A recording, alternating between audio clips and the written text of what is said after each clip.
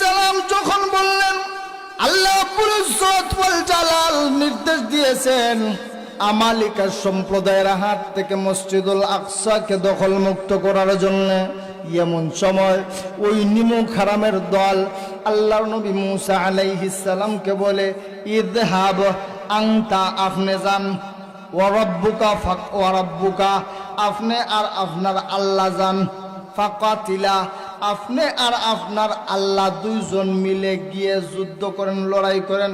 নাউজুবিল্লাহ কইতেন না?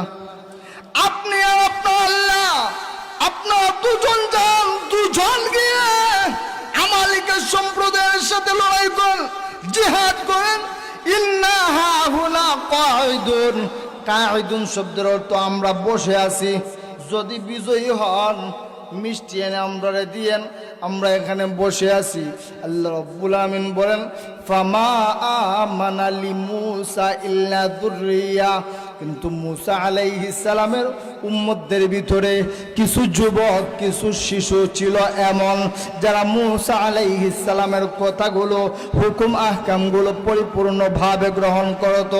এই যুবকেরা বলে আল্লাহর নবী এধার দিকে তাকানোর দরকার নাই, চলেন আমরা যাব মসজিদুল আকসা দখল মুক্ত করার জন্য।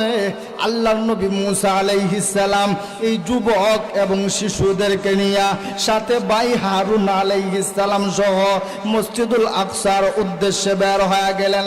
রাস্তায় গিয়ে লাল টিল্লা, কিতাবে আসছে লাল টিল্লা, ওই লাল টিল্লার কাছে গিয়ে হযরত মুসা আলাইহিস সালামের ভাই হারুন আলাইহিস সালাম ইন্তেকাল করলেন। এরপর একটু দূরে গিয়ে আল্লাহর নবী মুসা আলাইহিস সালামও ইন্তেকাল করলেন। এবারে হারুন আলাইহিস সালামও নাই, মুসা আলাইহিস সালামও নাই, কে ইসলামের ঝান্ডা হাতে নিবে?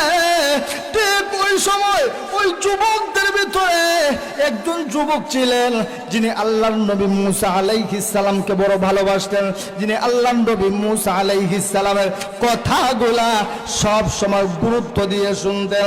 ওই যুবকের নাম ছিল ইউশা বিন নূন। ওই যুবক ইসলামের ঝান্ডাকে হাতের মধ্যে তুলে নিলেন।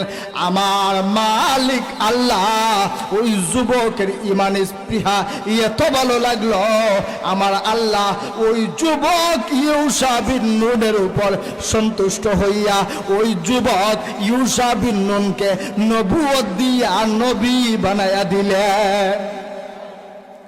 এই যুবক ইউশা বিন নূন যুবকদেরকে নিয়ে জেরুজালেমের উদ্দেশ্যে চলে গেলেন। মসজিদুল আকসা আমালিকা সম্প্রদায়ের হাত থেকে দখল মুক্ত করার জন্য। সেই দিনটা ছিল শুক্রবার। কিবার কথা কয় না, কিবার? শুক্রবারের দিন। সেই সময়ের ধর্মের বিধান ছিল শনিবারের দিন দাঙ্গা হাঙ্গামা নিষেধ, মাছ ধরা নিষেধ।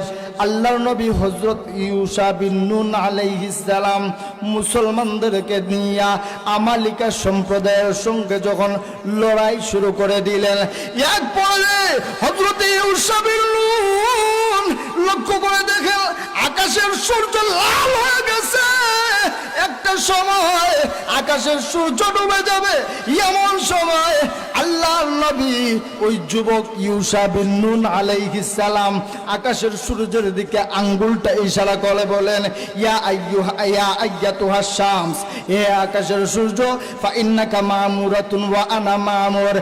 আকাশের সূর্য, যেই মালিক আল্লাহ রাব্বুল আলামিন তোমাকে নির্দেশ দিয়েছে ডুবে যাওয়ার জন্য, সেই মালিক আল্লাহ আমাকে নির্দেশ দিয়েছে তুমি ডুবে যাওয়ার আগে আগে আমালিকা সম্প্রদায়ের হাত থেকে মসজিদুল আকসাকে রক্ষা করার জন্য, দখলমুক্ত করার জন্য। এবার তিনি বলেন আল্লাহুম্মা হবিসহা আলাইয়া সাআ, আল্লাহুম্মা হবিসহা আলাইয়া সাআ। আল্লাহ তাআলা মেহেরবানি করে সূর্যটাকে আটকায়া দেন। আল্লাহ নবী হাবিব কিবরিয়া রাহমাতুল লিল আলামিন নবীজি বলেন ফা ইন্নাশ শামসা লাম তুহবাস ইল্লা লিআহাদিন লিয়ুশা বিন নুন আলাইহিস সালাম রাওয়াহু আহমদ।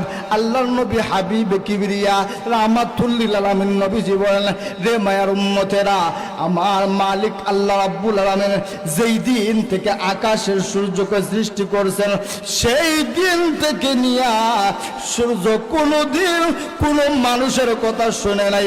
একমাত্র ওই দিন ওই যুবক ইউশা বিন নুনের কথায় আমার আল্লাহ আকাশের সূর্যকে দাঁড় করাইয়া দিছেন। আল্লাহ বলেন ওয়া কানা হাক্কান আলাইনা নাসরুল মুমিনিন। ও দুনিয়ার মানুষেরা, আমি ইউশা বিন নুনকে সাহায্য করছি, তোমাকে সাহায্য করব না তা নয়। আমি আল্লাহ বললাম ওয়া কানা হাক্কান আলাইনা নাসরুল মুমিনিন।